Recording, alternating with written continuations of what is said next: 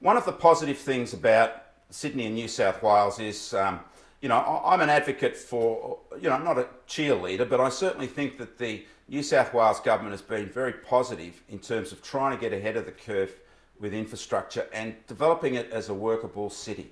Now, Sydney is Australia's largest capital city by a long way, and predictions of Melbourne catching up with it, I think, are woolly.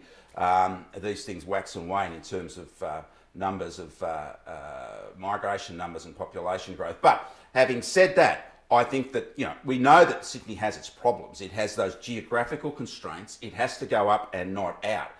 It's already spread, Oran Park, Camden, what's next, Goulburn, and it can't really go that far anymore because it's just unworkable with the commute. So we do have a great commitment now from the state government to improving transport infrastructure in particular.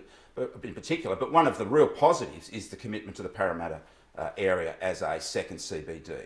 And I think it's obviously logical, but what it means is it breaks the basin into two. It means that people who live in that vicinity of Greater Parramatta no longer have to think of themselves as having to go for major infrastructure or resource or facilities, amenities to Sydney itself, right? And that means that it becomes more of a workable environment for those that who are living in this area. And of course, what it means is that buyers can take advantage of what's a clearly significantly more affordable region, and that's Western and Southwestern Sydney. And of course, it's not just the state government that's committed to the growth of this area and the creation of this whole new city, in a sense. It's also the federal government has committed to significant infrastructure spending in this for Parramatta, and local governments are getting on board as well.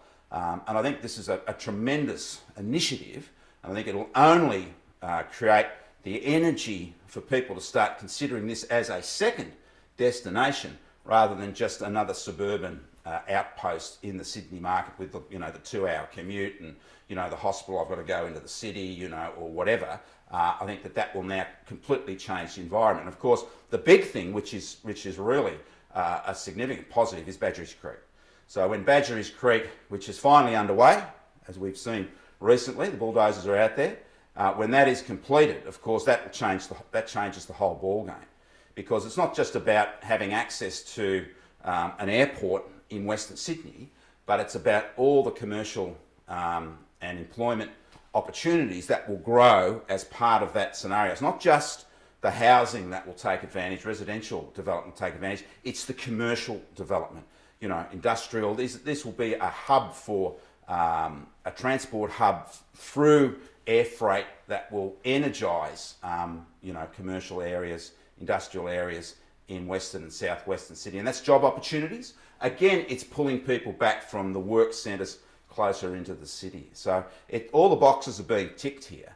And I think obviously as people come in here, particularly migrants who are looking for job opportunities, affordable accommodation, I think that will only nurture what is clearly the most affordable region in Sydney. And I think that, again, that's, for those investors that look for infrastructure placement as being a positive force for prices growth, certainly for demand, that's just a no-brainer.